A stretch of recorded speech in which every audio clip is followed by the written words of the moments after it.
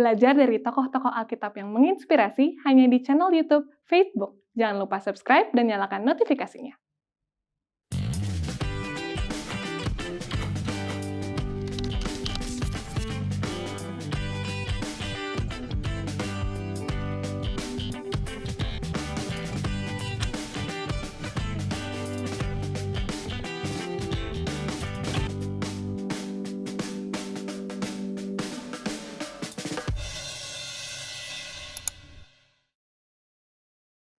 Shalom, login lagi di Facebook What's on Your Mind. Kita ada di episode yang baru. Semoga teman-teman Facebook dimanapun teman-teman berada boleh dalam semangat yang baru dan juga dalam lindungan Tuhan. Nah, di episode kali ini tentu saja kita akan membahas tokoh-tokoh Alkitab yang menginspirasi. Dan kali ini saya bersama Pendeta Wilson Sianipar. Pendeta, apa kabar Pendeta? Baik-baik ya. Baik, puji Tuhan. Gimana liburan panjang ini Pendeta?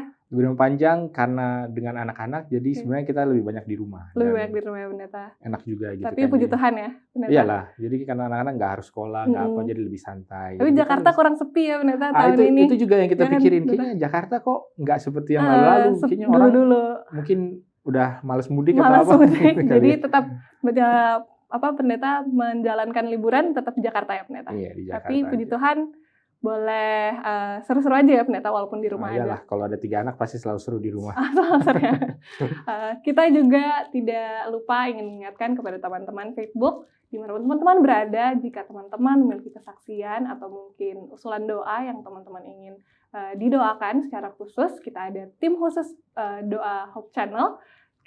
Apabila teman-teman ada yang ingin didoakan, silahkan leave komentar di bawah, dan mungkin teman-teman juga ada tokoh-tokoh Alkitab nih secara khusus yang ingin request mau dibahas, silahkan juga jangan lupa leave komentar di bawah.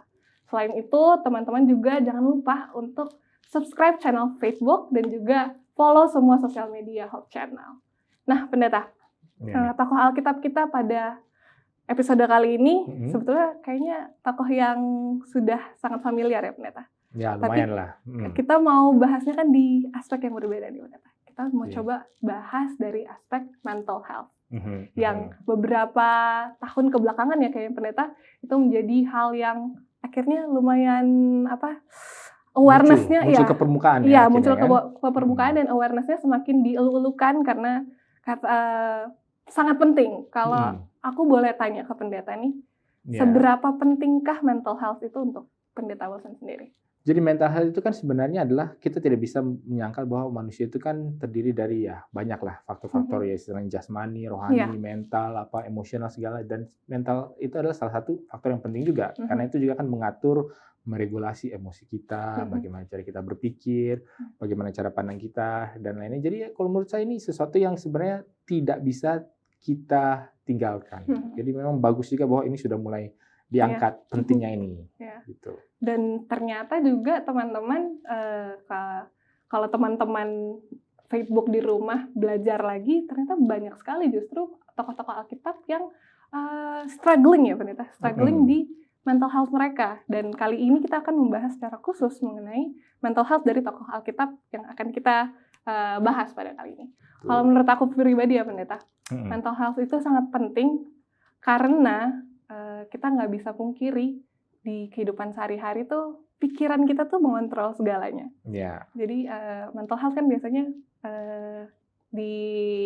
dihubungkan dengan pikiran kita dan biasa tuh kalau yang awal-awal baru stres-stres gitu. Kita stres sedikit aja tuh lumayan mengganggu aktivitas kan. Iya nggak sih Pendeta? Pendeta stres juga kan Pendeta? Ya, kita stres juga, ada tekanan, mendengarkan cerita-cerita orang, curhat dari jemaat itu kan juga kita harus bisa meregulasi bagaimana supaya kita bisa berempati tapi juga tidak terlalu dibawa stres sendiri juga. Jadi memang penting, apalagi kan ya kalau sebagai pendeta pasti ada aja lah jemaat yang datang lalu minta ini, minta itu, minta tolong, nasihat segala macam. Jadi ini memang isu yang sangat penting. Isu yang sangat penting ya Pendeta. Iya, karena tidak bisa dipungkiri lagi-lagi mental health itu sangat penting karena kalau pikiran kita ini terganggu, pasti akhirnya aktivitas sehari-hari juga terganggu ya Pendeta. Nah, kita akan bahas lebih dalam lagi mengenai mental health ini lewat tokoh Alkitab yang akan kita bahas, tapi di segmen berikutnya, jadi jangan kemana-mana, tetap di Facebook.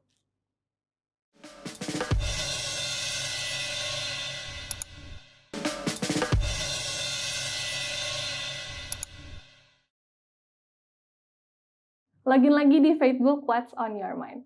Jadi pendeta, tadi kita di segmen sebelumnya kita membahas bahwa tokoh Alkitab yang akan kita bahas lebih kulik lebih dalam lagi itu mengenai tokoh Alkitab yang familiar, tapi lewat perspektif yang lain yaitu mental health. Nah, pendeta, tokoh Alkitab ini kan sebetulnya bahkan raja ya, pendeta. Oh iya. Raja. Tapi kena mental kalau sebutannya zaman sekarang tuh kena mental bahkan dari awal-awal.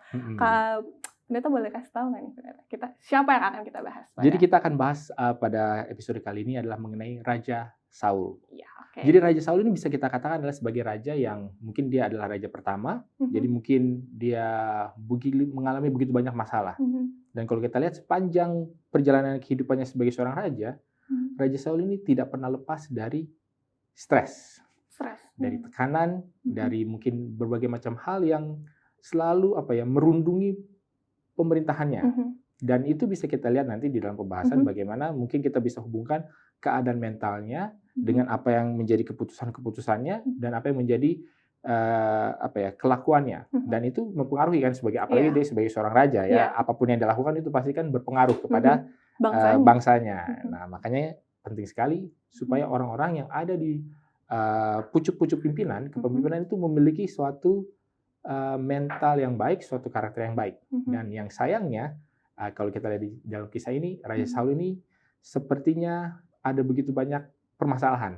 Begitu. Itu kayaknya bisa relate banget ya, pendeta, sama kehidupan sehari-hari, karena siapa sih yang kesehariannya tidak diliputi stres, tidak diliputi tekanan-tekanan, entah itu di pekerjaan kah, atau akademis biasanya ya, pendeta. Jadi kita mau mulai dari mana nih, pendeta? Jadi mungkin kita mulai juga dari awalnya dulu, secara singkat saja ya. Siapakah Saul itu sebenarnya?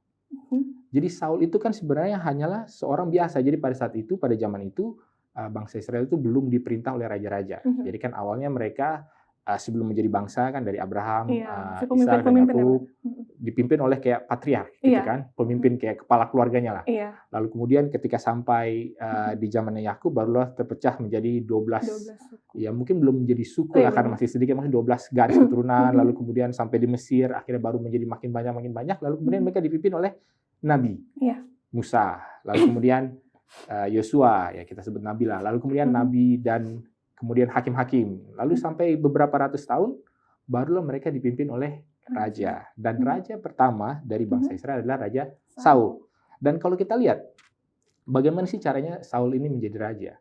Itu dimulai dengan satu kisah bagaimana bapaknya, jadi Saul ini adalah dari kaum keluarga Kish. Lalu kemudian Kish ini punya anak namanya Saul. Dan Kish ini pada suatu ketika kehilangan kambing dombanya, lalu disuruh carilah Saul untuk mencari berapa hari kambing dombanya. Lalu kemudian Saul ini dengan bujangnya bertemu dengan Samuel, minta petunjuk di mana sih kambing dombanya. Nah, bukannya dikasih tahu kambing dombanya di mana, dia bilang, "Hei, kambing domba udah pulang. Sekarang kamu juga pulang aja supaya kamu jangan orang rumah nggak khawatir." Tapi sebelum pulang, Saul diurapi menjadi raja.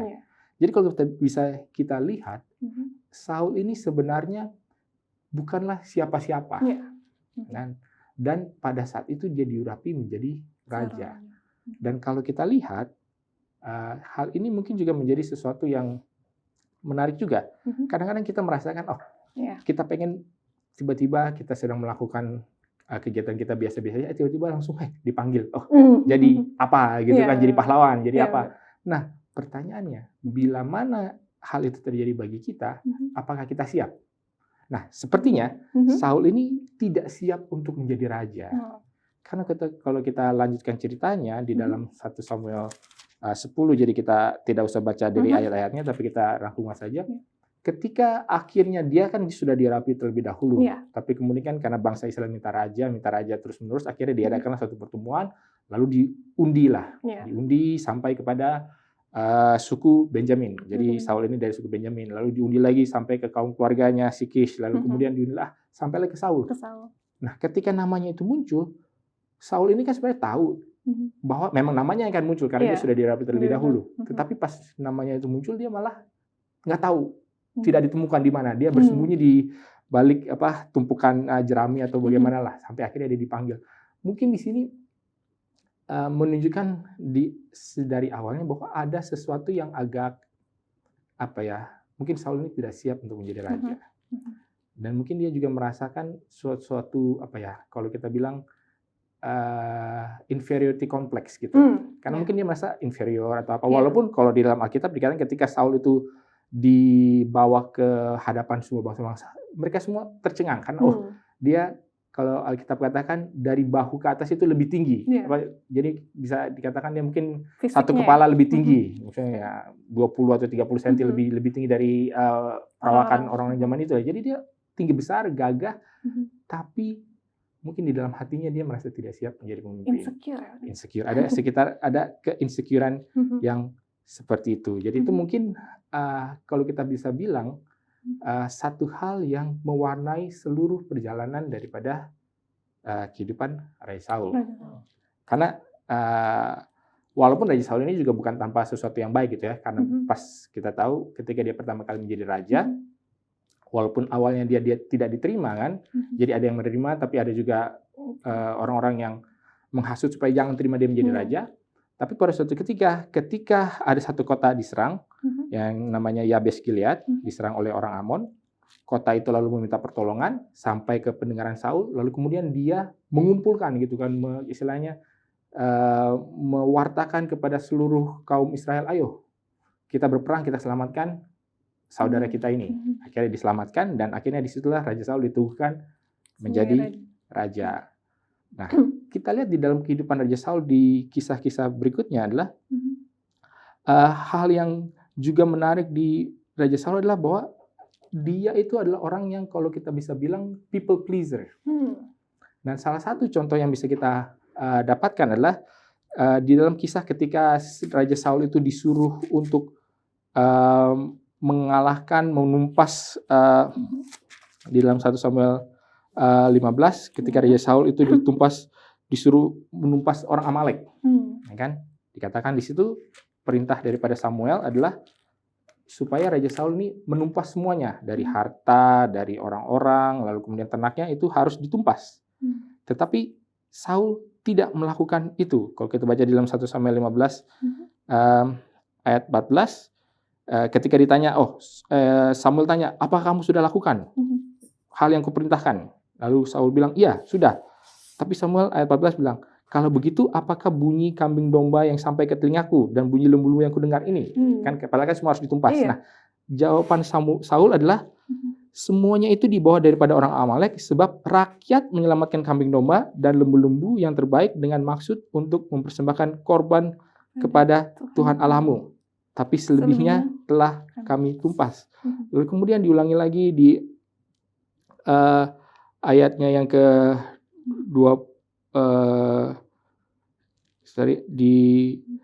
lalu kemudian dikatakan lagi bahwa bagaimana jadi Saul ini seolah-olah menyalahkan orang-orangnya karena dia mau menyenangkan bangsa Israel gitu, supaya mungkin apakah supaya bangsa Israel itu senang, harta-hartanya tidak jadi ditumpas, kambing dombanya itu jadi akhirnya bisa ditarik, bisa diambil oleh mereka.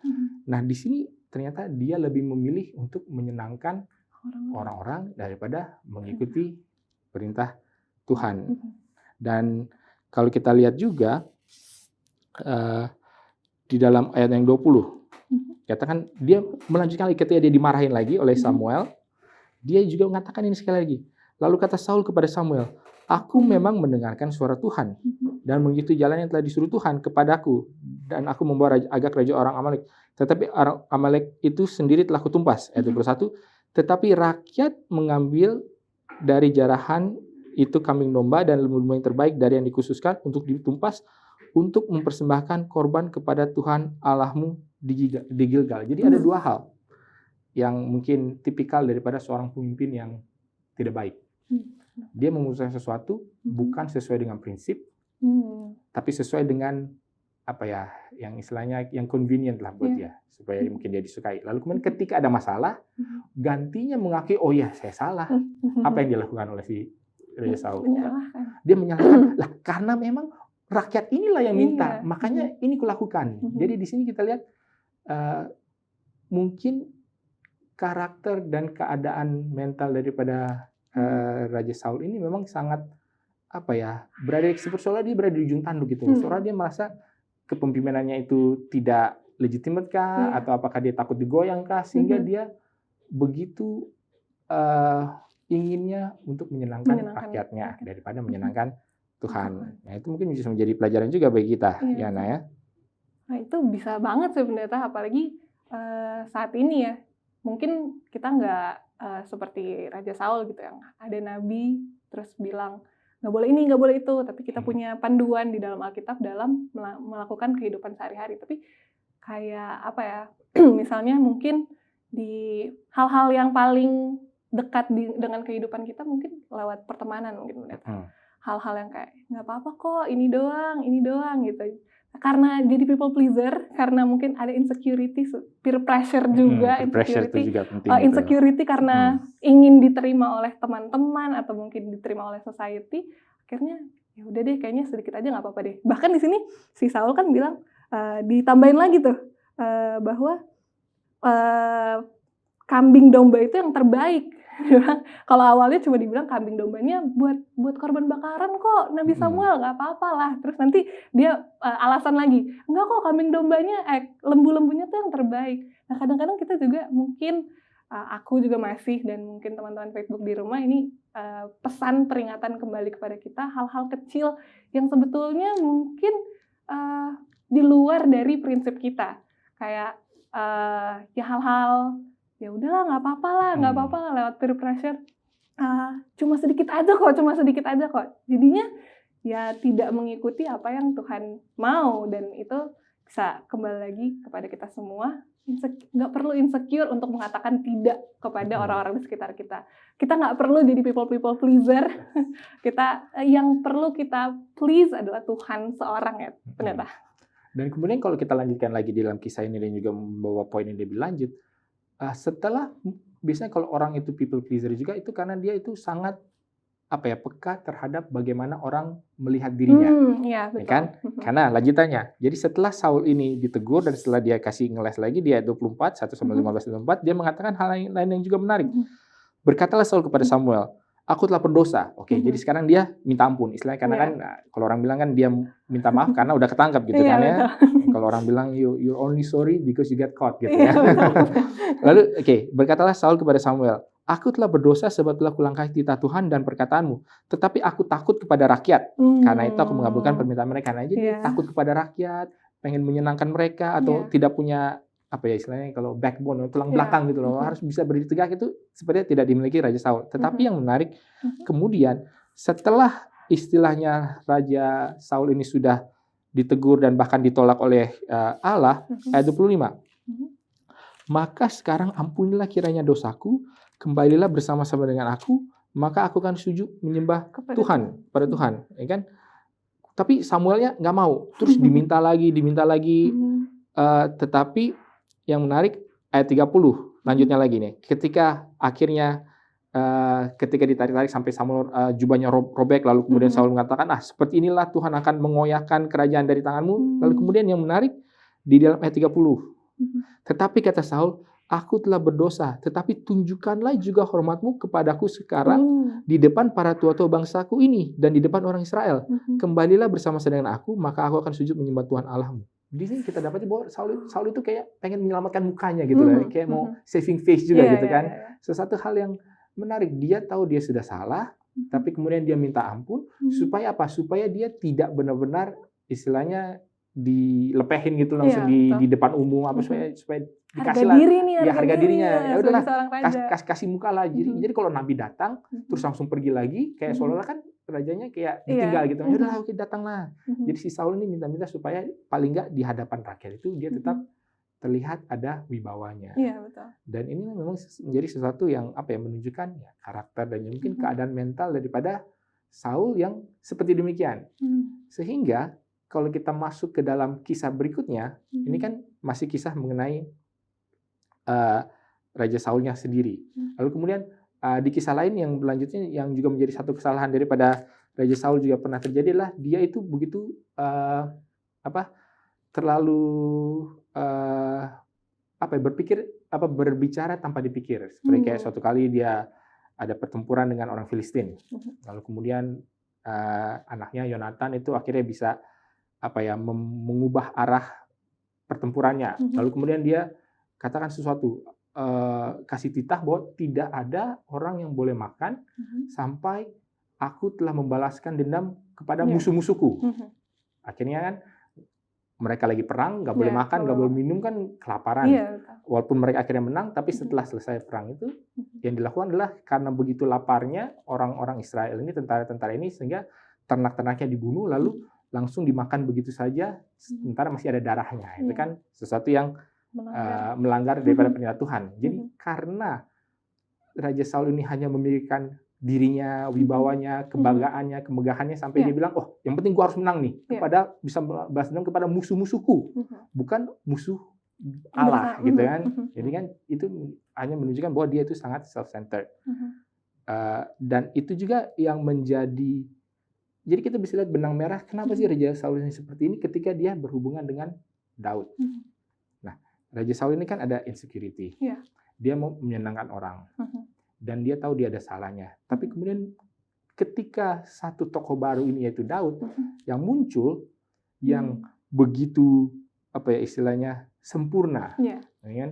Disukai oleh rakyat karena adalah seorang pahlawan, kan, bisa mengalahkan Goliat. Lalu kemudian juga seperti tangan penyertaan Tuhan itu ada, maka cemburulah Raja Saul. Jadi memang Raja Saul ini mental health-nya atau mental state-nya, mental state-nya, keadaan mentalnya itu begitu rapuh, sehingga ya ketika berhubungan dengan Raja Daud, ya dia ada paranoia, ada kecemburuan, ada panik, ada kayak mungkin bipolar juga. Kadang-kadang kalau kita baca di dalam ceritanya, suatu saat dia bilang dia lagi semangat-semangatnya mengejar Daud. Kan Daudnya sudah sampai dicari, sampai kemudian Daud melakukan sesuatu, yaitu dia menyelinap masuk ke dalam perkemahannya Raja Saul waktu malam-malam, lalu diambil kendi sama tombaknya, lalu kemudian dia pagi-paginya udah balik lagi, kemudian dia teriak, hey, dia nggak mengolok-olok Raja Saulnya, tapi pengawalnya lah, si pengawal panglimanya daripada Saul, si Abner. Hey Abner, kamu tuh nggak bisa menjaga inimu rajamu ya, ini cuma buktinya nih, kendinya dan senjatanya aja di tanganku, artinya aku sudah menyelinap tanpa ketahuan. Tapi ketika Saul dengar, apakah ini suara anakku Daud? Akhirnya timbul kasihnya lagi. Terus kemudian dia bertobat, aduh aku sudah salah. Tapi pada sebelumnya dia sangat pengen membunuh. Lalu kemudian tiba-tiba kayak aduh nggak jadi deh. Karena jadi memang ada suatu Raja Saul ini kasihan juga sebenarnya hidupnya itu. Begitu banyak pergolakan dan begitu banyak hal-hal yang mengganggu daripada Raja Saul ini. Ini bisa dibilang ternyata dari awal tuh insecure-nya Saul itu jadi sangat berakar sekali ya ternyata. Dari awal dia nggak mau jadi raja, dia sampai sembunyi bahkan ketika dia sudah terus habis itu, setelah itu kisah mengenai dia akhirnya jadi seorang people pleaser, terus dia akhirnya juga menjadi cemburu karena ya balik lagi insecure. Pendeta, kalau boleh tahu nih pendeta, di beberapa tokoh-tokoh Alkitab kan ada kisah Yunus, dia juga insecure tuh waktu itu, takut sih sejujurnya, tapi insecure juga untuk datang ke sana. Lalu kisah Musa awal-awal dia juga insecure. Kalau boleh tahu nih pendeta, berarti sejujurnya insecure itu kan hal yang sangat erat gitu dengan manusia. Tapi gimana caranya pendeta kita mengatasi insecure kita itu, insecurity kita itu apa ya? Insecurity itu bahasa Indonesianya apa ya pendeta? Ketidakpercayaan diri mungkin ya? Iya, mungkin rendah diri. Rendah diri ya. Tidak percaya diri, rendah diri. Kira-kira gimana cara kita mengatasi insecure, rasa insecure kita itu? Karena di tokoh Alkitab banyak beberapa, selain Saul, tapi di sini kita bicara tentang Saul, banyak sekali tokoh-tokoh Alkitab yang insecure. Dan aku pun secara pribadi dan mungkin teman-teman Facebook di rumah ada yang saat ini sedang insecure. Tapi sebelum pendeta jawab, kita akan ke segmen selanjutnya pendeta. Jadi jangan kemana-mana. Kalau teman-teman mau tahu jawaban mengenai tentang insecure, jangan kemana-mana, tetap di Facebook.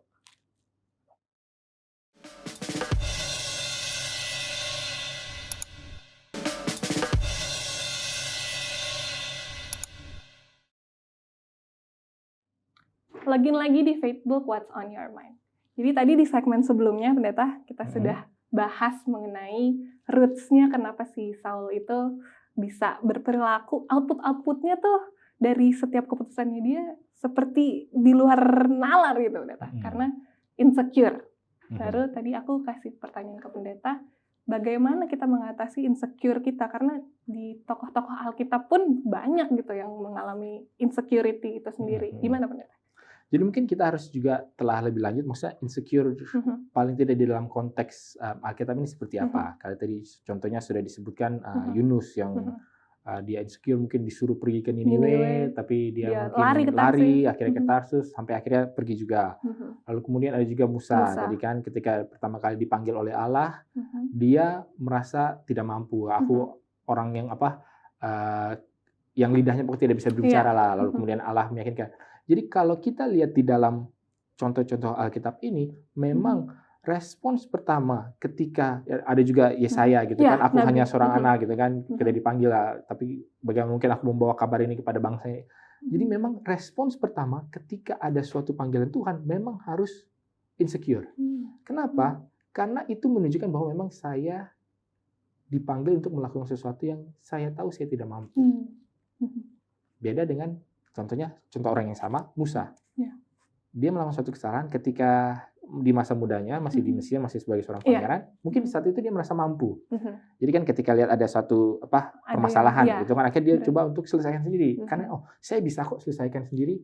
Jadi kalau kita bisa lihat apakah dia insecure atau dia terlalu percaya diri, sebenarnya yang menjadi batasan itu adalah panggilan Tuhan. Maksudnya apa? Ketika Tuhan itu memanggil, kalau kita tidak siap, itu kan kita menjadi insecure, ya kan? Bagaimana caranya supaya tidak menjadi insecure adalah untuk menyadari bahwa ketika Tuhan memanggil, artinya kita perlu untuk melangkah bersama dengan Tuhan. Tidak melangkah di belakang dalam arti saya insecure udah disuruh maju tapi nggak mau maju-maju, atau belum disuruh maju tapi sudah maju. Nah, jadi kan kadang-kadang ini kan ada dua sisi kan, terlalu merasa pede atau terlalu merasa rendah diri. Nah, mungkin solusinya itu adalah sama. Jadi bagaimana supaya kita itu bisa benar-benar selaras, in tune atau secara harmoni gitu ya, benar-benar mengetahui apa sih kehendak Allah. Sehingga ketika kita melangkah, saya tahu kenapa saya berani melangkah, karena Tuhan yang suruh. Sehingga kalau saya tidak melangkah, itu artinya saya insecure dan saya melakukan sesuatu yang tidak berkenan dengan Tuhan. Atau saya belum disuruh melangkah, tapi saya sudah melangkah karena saya merasa mampu, karena saya merasa dengan kekuatan saya sendiri, itu juga sesuatu yang salah. Jadi bagaimana caranya kita benar-benar harus peka terhadap apa sih yang Tuhan inginkan dalam kehidupan kita. Itu yang paling penting, supaya apa? Kita bisa melangkah seirama bersama dengan Tuhan. Mungkin begitu. Poin yang menarik tuh pendeta, bahwa kita bisa in tune atau bisa berjalan bersama-sama dengan Tuhan. Itu ada di episode yang sebelumnya, itu tentang Ezra. Bagaimana Ezra membangun fondasi yang kuat bersama-sama dengan Tuhan. Akhirnya dia jadi tahu apa yang harus dia lakukan, apa yang dia harus katakan. Jadi kalau teman-teman belum nonton episode yang sebelumnya, coba cek dulu. Setelah episode yang ini, setelah episode yang ini, silakan teman-teman ke episode sebelumnya mengenai Ezra.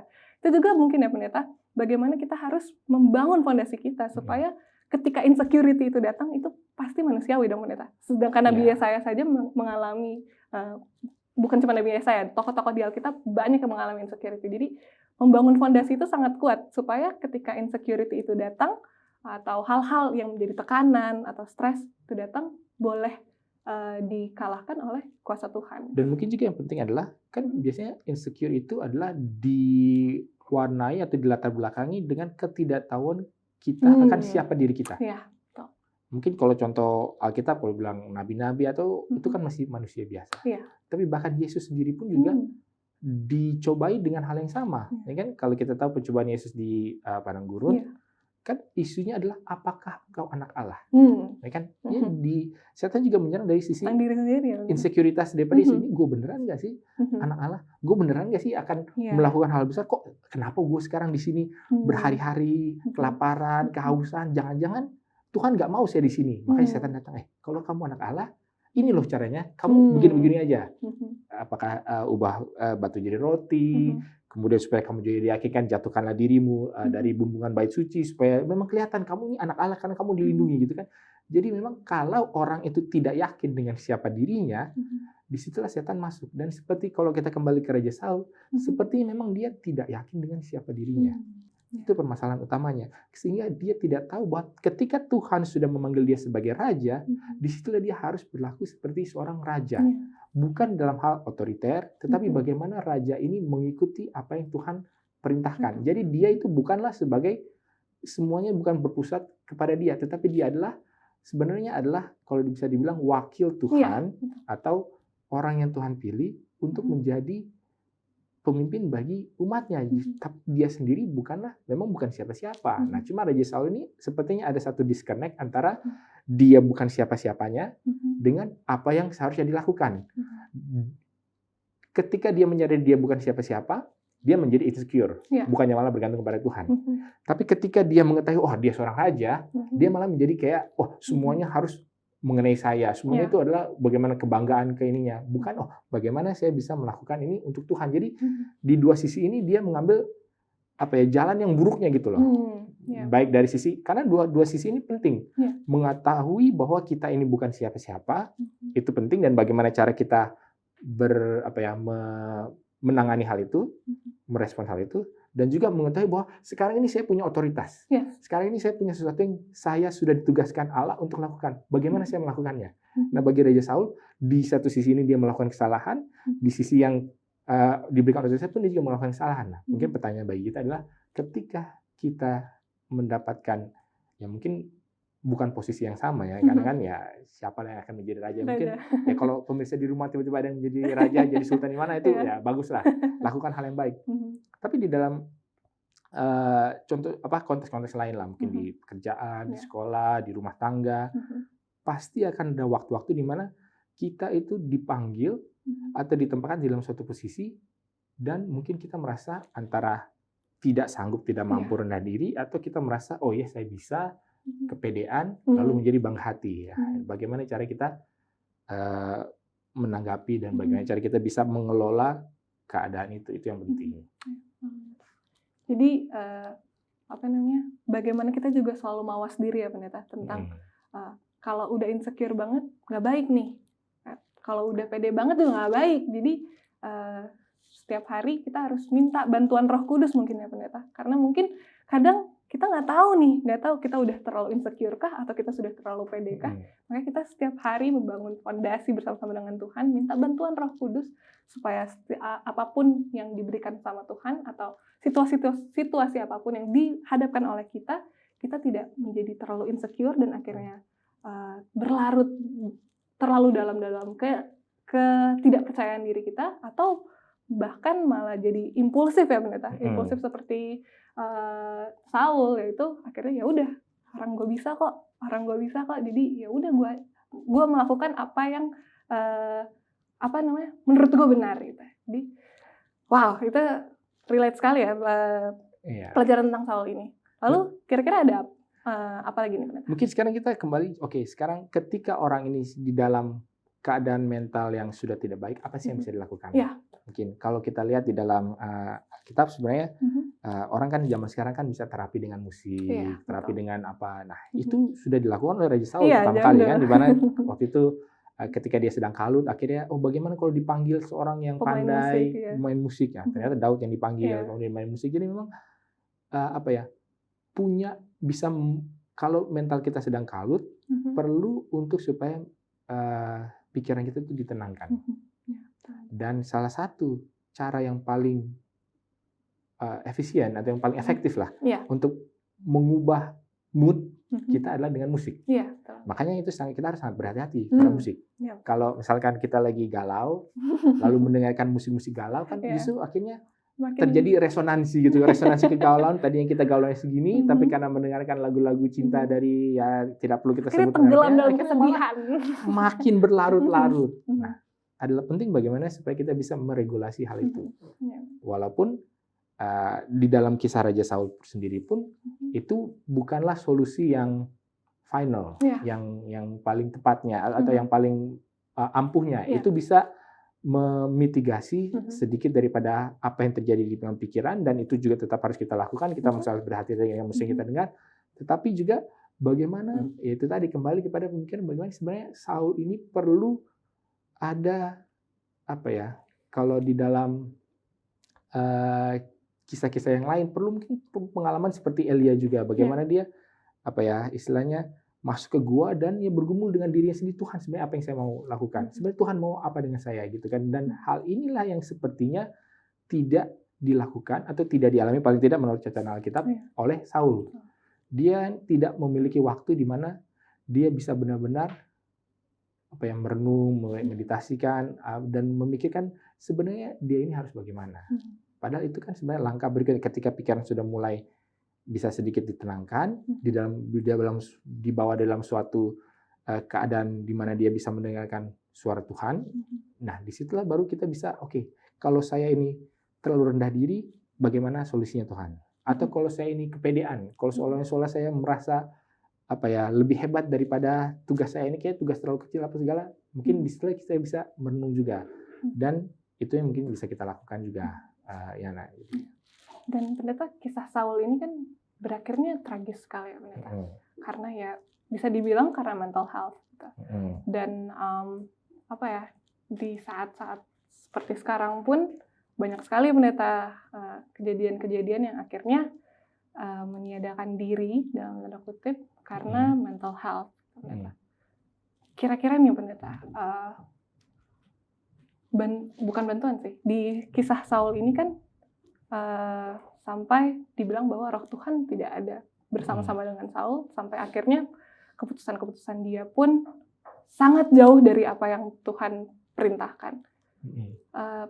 Yang jadi pertanyaanku adalah bagaimana kita enggak juga sih, bagaimana kita tahu bahwa roh Tuhan tuh masih berada sama-sama kita tuh gimana pendeta? Jadi mungkin bagaimana kita tahu bahwa kita itu masih bisa mendengar suara Tuhan, masih ada bisikan Roh Kudus, ya adalah ketika masih ada rasa apa ya gelisah, rasa tidak tenang, masih seperti aduh kok kayaknya saya melakukan suatu hal yang salah gitu kan. Dan kalau perasaan-perasaan itu seperti ada, jangan diabaikan. Jangan malah kita tetap lanjut dengan apa yang mau kita lakukan. Misalnya ya kalau yang klisenya kan kalau kita mau nyontek kan masih bener-bener aduh ini mau nyonteknya gimana, apalagi kalau nyontekan masih zaman dulu kan taruh buku di bawah ini kan kayak nyontekan zaman SD gitu kan. Kalau masih ada perasaan kayak bersalah, ragu-ragu apa segala, bukan berarti bahwa perasaan ragu-ragu itu selalu jelek. Karena kadang-kadang perasaan ragu-ragu itu sebenarnya Roh Kudus sedang berbicara. Jadi mungkin itu salah satunya. Lalu kemudian bagaimana apakah kita bisa mengetahui Tuhan masih berbicara? Ya mungkin dari orang-orang luar. Apakah orang-orang luar masih memberikan nasihat yang baik? Mungkin seperti Raja Saul itu kan sebenarnya salah satu konselor dia yang paling baik itulah anaknya sendiri, yaitu Yonatan gitu kan. Dia ketika bagaimana dia berhubungan dengan Daud, Yonatan itu yang sering memberikan pandangan-pandangan yang supaya Saulnya itu tidak terlalu istilahnya go off the rails gitulah, sampai keluar jalur terlalu parah gitulah ya. Jadi perlu juga ada orang-orang yang bisa menasihati kita. Dan kalau orang masih memberikan kita nasihat, itu artinya Tuhan masih berbicara.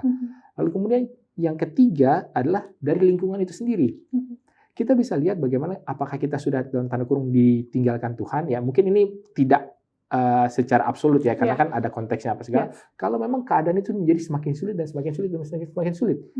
Ya ini dalam konteks ini ya, tentu ada saat dimana ya keadaan menjadi sulit ya, karena memang harus sulit. Tapi kalau kita lihat di dalam konteks Raja Saul, dia akhirnya jadi kalah perang terus, dia akhirnya jadi sepertinya ditinggalkan oleh prajurit-prajuritnya, moral di dalam pasukannya itu selalu buruk, itu kan memang ada sesuatu yang salah gitu loh. Dan disitulah Tuhan masih berbicara melalui keadaan. Nah, masalahnya adalah kalau kita seperti Raja Saul, tidak menggunakan tanda-tanda ini baik dari sisi yang ada dari dalam, baik dari sisi dari luar orang-orang ataupun dari sisi keadaan, akhirnya malah melakukan tetap mau-maunya kita sendiri, bukannya bertobat, bukannya ganti arah berbaik halnya, akan seperti Raja Saul. Dia tidak tahu apa yang harus dilakukan, dia akhirnya cari ke tukang tenung gitu kan. Mungkin dia merasa bahwa Samuel inilah. Jadi dia sebenarnya bukan mencari Allah, tapi dia mencari nasihat. Yang dia taunya adalah biasanya Samuel yang selalu kasih. Ya, sekarang Samuel sudah mati. Bagaimana cara supaya mendapatkan nasihat Samuel? Bukannya nasihat Allah. Karena kalau nasihat Allah, Samuelnya sudah tidak ada, ya nasihat Allah itu kan juga masih bisa didapat dari mungkin nabi-nabi yang lain atau hal lain. Tapi dia memang mencari si Samuelnya karena itu tadi, dia tidak mencari Allah yang, bukan Allah yang dia cari, tetapi solusi. Dan dia merasa solusi itu datang dari Samuel. Makanya dia sampai panggil tukang tenung. Lalu kemudian ketika di dalam kisah itu, tukang tenungnya malah memberikan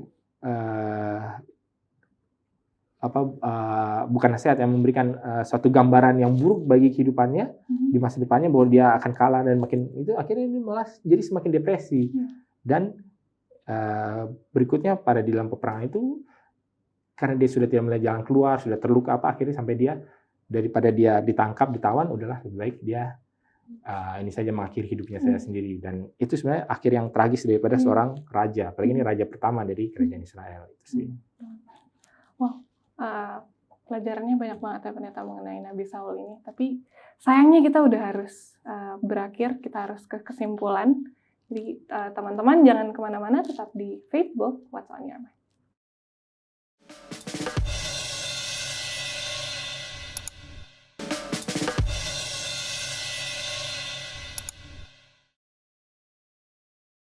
Lagi-lagi di Facebook What's on Your Mind.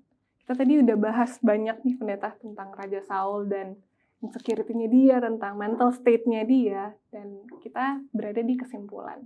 Aku boleh minta kesimpulan dari pendeta mengenai kisah Raja Saul ini? Oke. Jadi mungkin kisah Raja Saul ini menjadi suatu contoh, tapi kan contoh itu bukan berarti contoh yang harus diikuti. Ini malah contoh yang jangan diikuti gitu kan ya. Contoh buruknya lah. Contoh buruknya daripada Raja Saul ini adalah bagaimana ketika dia tahu dia memiliki suatu masalah. Bagaimanakah cara dia keluar daripada masalah itu? Dia tahu bahwa dia merasa tidak yakin, tidak mampu sebagai raja. Dan gantinya meminta hikmat, dan gantinya Tuhan apa yang harus saya lakukan, dan gantinya tetap tegak lurus dengan apa yang menjadi perintah Tuhan.